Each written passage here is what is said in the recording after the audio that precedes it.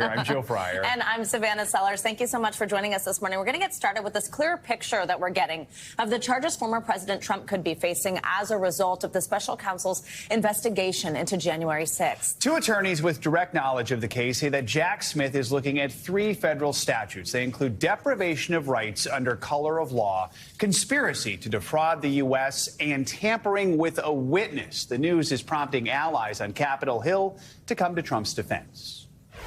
This is yet another example of the illegal weaponization of the Department of Justice to go after Joe Biden's top political opponent. I don't see how he could be found criminally responsible. He did not charge it. Well, what criminal activity did he do? He told people to be peaceful. The former president says a letter from the special counsel offered him 4 days to come to Washington and respond before the grand jury. But according to multiple sources familiar with his thinking, Trump has no plans to do so and has denied any wrongdoing. NBC News correspondent Vaughn Hilliard is here with more on all this. So, Vaughn, in simple terms, what do each of these statutes mean? What kind of charges could they carry? Because keep in mind, these could be the charges, could be more, could be less, right? The potential prison sentences are lengthy for each of these charges that were outlined in the letter to Donald Trump. Just take the obstruction of an official proceeding. That is a statute that falls under the tampering with the witness. Of course, the official proceeding that day was the certification of Joe Biden's win. It was put to a halt. Vice President Mike Pence had to leave the chamber as attackers tried to get inside of the chamber that day. We're talking about a 20-year maximum sentence for that charge. Then there's conspiracy to defraud the United States. Of course, this comes down to the fake slate of electors. In multiple states, the fake slate of electors were transmitted to the National Archives, essentially as fraudulent documents. And then you're looking at also a charge of deprivation of rights under color of law. There's some questions as to exactly whose rights were violated. There are some questions and speculation that there could potentially have been the Capitol police officers there that day that were faced with that assault. There are serious charges that Donald Trump could very well be facing in a courtroom. So as Joe mentioned, it could be less, could be more. We know that this letter is just sort of a roadmap, but if it were more, any idea what we could see there? Right. That is kind of the question here. Jack Smith, the special counsel, was not obligated to send this letter to Donald Trump. And according to Trump, he said he was invited to speak before the grand jury. Now it's up to Trump whether he goes or not. I've been told that he has no plans to go to Washington, D.C. this week. But Jack Smith could come out with potentially additional charges if he so chooses to do so. He also could not charge Donald Trump at all. We do not know that until he asks the grand jury to act and actually seek those charges. And we should keep in mind, this investigation is still ongoing. In fact, you've got William Russell, who was Trump White House aide, campaign aide. He's testifying before the grand jury today. What do we know about that? Right. William Russell, I'm told, is going before the grand jury today. He has already appeared multiple times. We are trying to piecemeal exactly what his role may have been. He worked in the White House as an aide. We know that he was there alongside Donald Trump on the day of January 6th, at least there right before Donald Trump gave his speech there, before the violence began.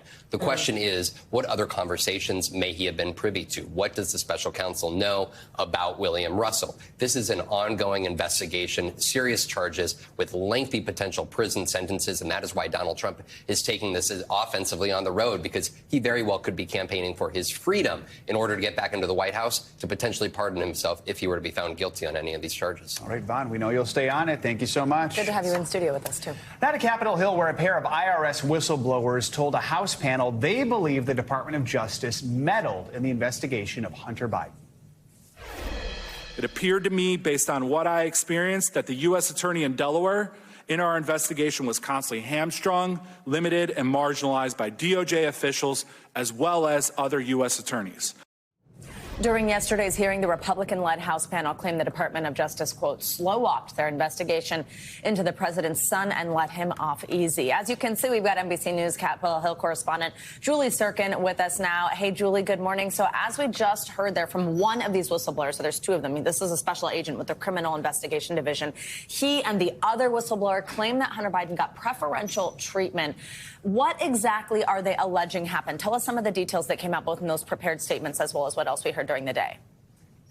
Yeah, good morning, Savannah and Joe. Joseph Ziegler, whose identity was not known until yesterday's hearing, he's one of those IRS whistleblowers. He and Gary Shapley, they are career agents, 13, 14 years behind them. And look, Ziegler described himself as the lead investigator on this case, investigating some of these tax fraud allegations into Hunter Biden, he and Gary Shapley both alleged that this was political, that the DOJ, of course, now under President Biden, had some political interference, did not allow the prosecutor in Delaware to move forward independently. That is according to a conversation they say they had with David Weiss, that prosecutor in Delaware, back in October. Take a listen to some of what the whistleblowers had to tell the panel yesterday. And by the way, this date circled in red for Republicans on these committees for months now. Watch. These two courageous whistleblowers provided my committee with devastating testimony showing that the government is not treating all taxpayers equally, and the DOJ and the IRS gave preferential treatment to the president's son during a criminal investigation into his taxes. Now, that was a chairman of one of the panels. This was a blockbuster hearing. And look, even Democrats on the panel said that they believe these witnesses are credible, but they did question the political interference component of this because David Weiss and this investigation both started under the former president, under former President Trump. Yeah, Julie, I want to ask you more about that. Let's talk about David Weiss, the U.S. Attorney for Delaware. Help us understand what his role is in all of this. Yeah, it's a great question because this is one of the points Democrats kept making during the hearing. David Weiss was appointed under former President Trump. He was the lead prosecutor in this case in Delaware. He's a U.S. attorney there. And he basically told Congress, contradicting these whistleblowers, twice in two letters as recently as a few weeks ago, that he had full authority to bring charges whenever, wherever, and however he saw fit based on the facts that he gathered in this case. Take a listen, though, to some of the interaction between the whistleblowers and Jamie Raskin, one of the top Democrats who was part of these committee hearings. Watch. Mr. Weiss took a good, hard look at those charges himself and ultimately decided not to charge them. Isn't that right, Mr. Shapley? No, that's not supported by the facts. Really? Well, which facts is it not supported by?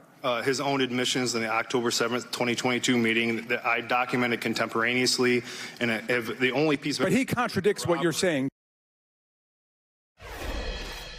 Now, look, like I mentioned, Weiss had told Congress that he contradicts what these whistleblowers are saying that he had full authority to do as he saw fit when it comes to these charges. Next week, you'll remember Hunter Biden is going to have a hearing for that plea deal that he reached with Weiss, with the Department of Justice in this case. So clearly, the two whistleblowers seeing a very different line here based on their investigation. And the Weiss did not go along with the charges they recommended to him. And Julie, have either the White House or Department of Justice responded to these allegations? Yeah, they did. And remember, President Biden has tried to stay far away from this case as he could. He does not comment on it. He does not want this to appear political, especially as Republicans are trying to make it seem like the government has weaponized themselves against conservatives, and they are avoiding at the same time prosecuting the president's own son in the same vein. The White House saying in a statement, quote, President Biden believes we can work together to make real progress if House Republicans would make an effort instead of constantly staging partisan stunts to try to damage him politically. President Biden has upheld his commitment that this matter would be handled independently by the Justice Department under the leadership of a Trump-appointed U.S. attorney. Now, it's safe to say Republicans will continue holding more hearings into this matter. This is not the last we've heard of this. This was really something that they had on their calendars for months now. The Hunter Biden investigation, certainly a focal point of the Republican-led House here, especially as we wait to hear about a possible third indictment for former President Trump. They're trying to prove that all of this is political. So really, all of this goes hand in hand. All right, Julie Sirkin, thank you so much. For more on all this, we're joined now by NBC News legal analyst Danny Savalos. Danny, good morning. Okay, so the Republican committee chair, James Comer, said the two witnesses had what he called critical information to share about what he calls, quote, Biden family's influence peddling schemes. What are your takeaways from the hearing? That on the one hand, you could frame this as a classic disagreement between investigators and prosecutors, which does happen, and that's the narrative that Democrats are advancing. But on the other hand, if it's true, as I believe it was Ziegler who testified, that prosecutors disregarded normal operating procedures and that that's something that's provable, then there may be a concern there, and there may be something to Republicans' narrative that this was a case where investigators brought credible claims of violations of the law to prosecutors, and prosecutors either didn't have the authority or were influenced by the administration. And that influence can come in many ways. It can be direct influence, or it can be subtle influence. Influence that, look, we're not even going to try and get this information from the president because that would be career suicide. That's a different kind of influence. It may not even be anything that the Biden administration actually did. Look, people in the government can be self-interested. If you're a career investigator, you don't want to do anything that will damage your career. If you're a career prosecutor, same thing. Maybe it's a question you didn't even want to run up the chain of command. So there's a lot to be fleshed out here. And look, I think it's fair to say, and I wrote a column about this, that the Hunter Biden prosecution deal or non-prosecution deal was such an amazing deal. I've never had a deal like that in any of my cases. And frankly, I'm not even aware of any of my colleagues who have gotten pretrial diversion in the federal system. Wow. Also, one of the whistleblowers, something that Joe just brought up the name of this U.S. attorney of Delaware. One of the whistleblowers was very critical that David Weiss was not there. Same with Attorney General Merrick Garland, that they did not address this in front of Congress themselves. What do you make of that? Is that something that you would have expected? Yeah, I'm really interested to hear more about this because I think David Weiss becomes a critical figure. On the one hand, reportedly, he indicated several times that he was operating independently. But according to the whistleblowers, he was reportedly complaining that he didn't have enough authority. So I think really a lot of this focus centers on what David Weiss would have to say if he was put in the hot seat and questioned. But, you know, so far, I think reasonable minds can differ and interpret this in different ways. You have investigators disagreeing with the process, but the fact that they're alleging that normal procedures may have been disregarded, that's something that I think needs to be looked into a little closer. So this hearing's done, but as Julie mentions, we can expect more hearings, perhaps many more hearings. So what happens next? Where does this go from here? Because Hunter Biden's reached a plea deal, so what can we see? Hunter Biden will likely not be charged with any additional crimes, even if something devastating comes out of these hearings. And I don't think it will. I mean, you may hear investigators talk about additional crimes that they think Hunter Biden should have been charged with. But as long as those fall into the discretionary area, and really there is a point to be made, just because an investigator thinks there's a case beyond a reasonable doubt, it's the prosecutor who knows the courtroom. They know that it's their career on the line when they stand up in front of the jury and have to prove a case beyond a reasonable doubt. And it's their career that takes the hit in the federal system if they don't prove that. Because, look, if you worked in a business where your colleagues were successful 98% of the time, that's life as a U.S. attorney, as a government prosecutor. You don't want to be the 2% that fails and gets acquittals at your trial. So that is key in their minds. Is it self-preservation? Maybe. Is it the pursuit of justice? I hope so. All right. There are a lot of politics here, so thank you for helping us focus on the law, Danny. Exactly. We appreciate that. Thank you so much. All right, in other news, a state of emergency has been declared in Kentucky after severe thunderstorms unleashed life-threatening flash floods. The National Weather Service recorded more than 10 inches of rain overnight, forcing hundreds to evacuate their homes. Water rescues are underway in hard-hit towns like Mayfield, seen here. Remember, that town was devastated by a tornado in 2021. Kentucky is one of several states to be slammed with major flooding in the last week, and experts warn more rain is in the forecast. Well, some of that rain would be welcome in places like Death Valley, where, get this, tourists are flocking to experience the hottest place on Earth. Temperatures in the national park soared to 121 degrees yesterday, prompting officials to issue warnings to visitors. At least 2 people have died at the park due to the heat this summer. Just 2 hours away, a potentially life-threatening situation unfolding on the tarmac in Las Vegas. Passengers were stranded on a Delta airplane for nearly 4 hours as temperatures inside the cabin climbed to 111 degrees. NBC News correspondent Aaron McLaughlin has the details. The deadly heat dome creating chaos at Harry Reid International in Las Vegas. Several passengers and a flight attendant exiting a Delta flight by stretcher after being stuck on the tarmac in unrelenting triple-digit heat for hours.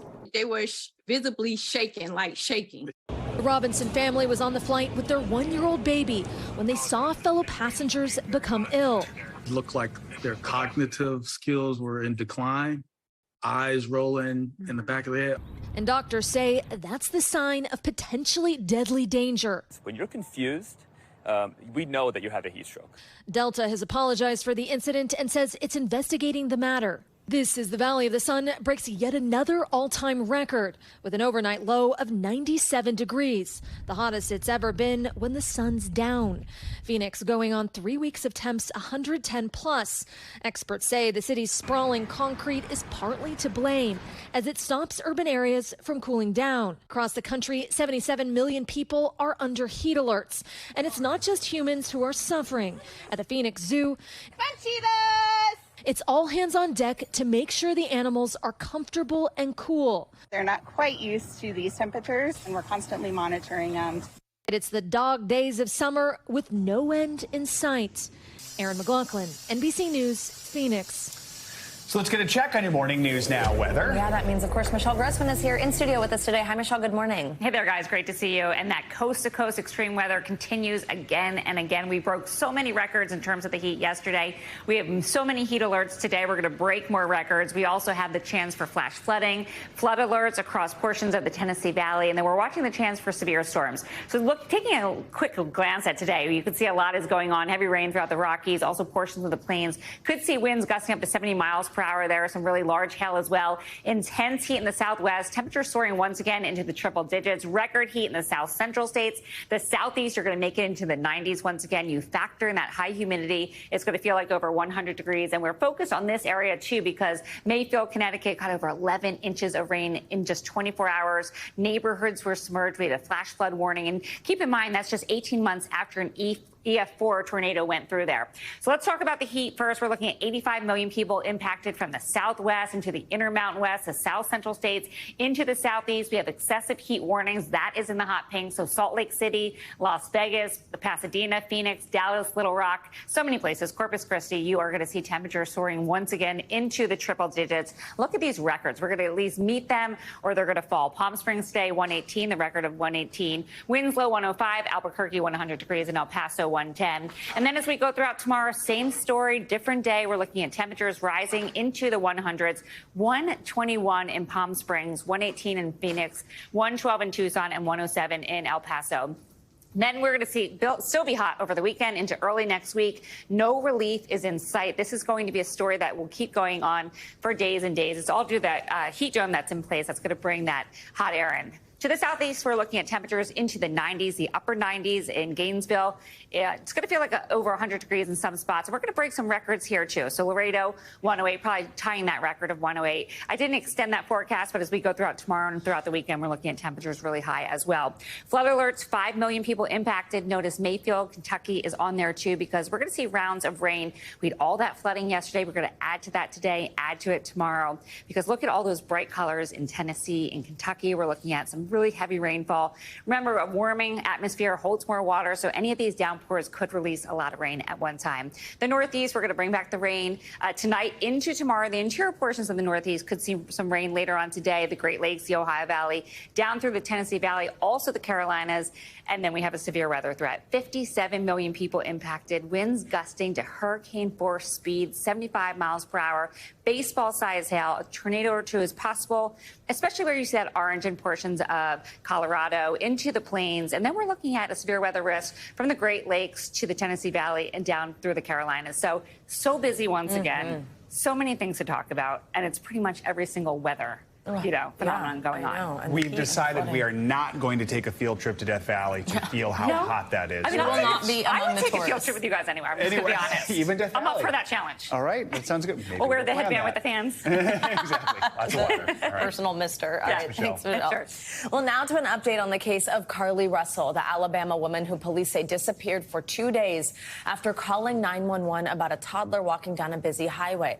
Well, the mystery of the case continues to mount as police reveal more about Carly's actions in the days leading up to her disappearance. NBC News correspondent Sam Brock has more. After days of questions, police say they're still investigating where Carly Russell went over a 49-hour period. What we can say is that we've been unable to verify most of Carly's initial statement made to investigators, and we have no reason to believe that there is a threat to the public safety. Investigators playing part of Carly's 911 call, reporting a missing toddler. What is he wearing? It's a white T-shirt, and it doesn't look like he has any pants on. It looks like a diaper.